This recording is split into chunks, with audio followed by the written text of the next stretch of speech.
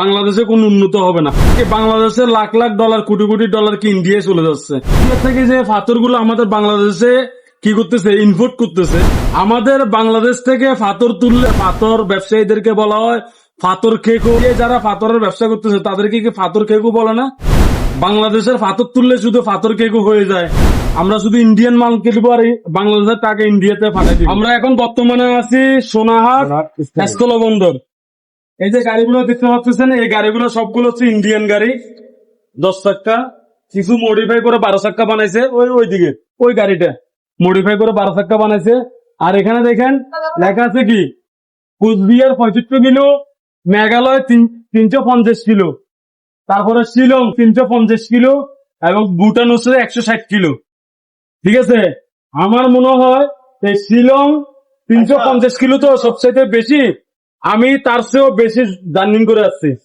আমি প্রায় এখানে আসা পর্যন্ত এখানে 550, তারপর হচ্ছে 100, 650, তারপরে এদিকে হচ্ছে যে 15 কিলো, তাহলে 650, 60-65, প্রায় 665 কিলো কি পশ্চিমে, কি উত্তরে না, উত্তরে।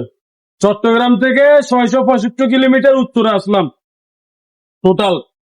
তো এই ছিল স্থলবন্দর থেকে। আসলে আমি ভাবছিলাম যে এই সোনাহাট স্থলবন্দর অনেক সুন্দর, কিন্তু এসে দেখলাম যে তেমন কিছু না। তবে একদম 0 পয়েন্ট পর্যন্ত গেছি।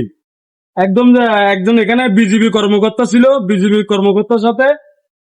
কর্মকর্তার সাথে কথা বলে আমরা 0 পয়েন্ট পর্যন্ত গেছি। খুব ভালো লাগছে, বিজিবির কথা অনেক সুন্দর লাগছে, ভালো লাগছে। উনি আমাদেরকে যাইতে দিয়েছে। ওইটুকু পর্যন্ত যাওয়া নিষেধ, পাবলিকের অতটুকু পর্যন্ত যাওয়া নিষেধ। তবু আমরা দূর থেকে আসছি বিদায় আমাদেরকে যাইতে দিয়েছে। ওনাকে অসংখ্য অসংখ্য ধন্যবাদ বিজিবি স্যারকে, আমাদেরকে সাথে করে নিয়ে গেছে এবং সাথে করে নিয়ে আসছে। যেহেতু এখন বর্ডার খুবই উত্তপ্ত। ঠিক আছে, তাহলে সোনাহাট থেকে এসেছিল। আর এখানে সবচেয়ে বড় বিষয় হচ্ছে এখানে এই যে গাড়িগুলো আসছে সবগুলো পাথরের গাড়ি। আরেকটা কথা না বললে নয়, আমাদের বাংলাদেশ থেকে পাথর তুললে বাংলাদেশের সমস্যা, বাংলাদেশের পাথর ব্যবসায়ীদেরকে বলা হয় পাথর খেকো, এই সে অনেক ধরনের কথা বলা হয়। তাহলে যে ইন্ডিয়া থেকে যে পাথরগুলো আমাদের বাংলাদেশে কি করতেছে, ইম্পোর্ট করতেছে, তাহলে কি বাংলাদেশের লাখ লাখ ডলার কোটি কোটি ডলার কি ইন্ডিয়ায় চলে যাচ্ছে। এখন ইন্ডিয়ায় যারা পাথরের ব্যবসা করতেছে তাদেরকে কি পাথর খেকো বলে না? কেউ পাথর খেকো বলে না। বাংলাদেশের পাথর তুললে শুধু পাথর খেকো হয়ে যায়। ইন্ডিয়ার থেকে পাথর আমাদের বাংলাদেশে ইম্পোর্ট করে ঢুকে। ঠিক আছে, আমরা শুধু ইন্ডিয়ার মাল কিনবো, আমরা শুধু ইন্ডিয়ান মাল কিনবো আর বাংলাদেশের টাকা ইন্ডিয়াতে পাঠাই দিব। বাংলাদেশে কোনো উন্নত হবে না। বাংলাদেশের থেকে পাথর কিনলে শুধু কি হয়ে যায়, পাথর খেকো হয়ে যায়।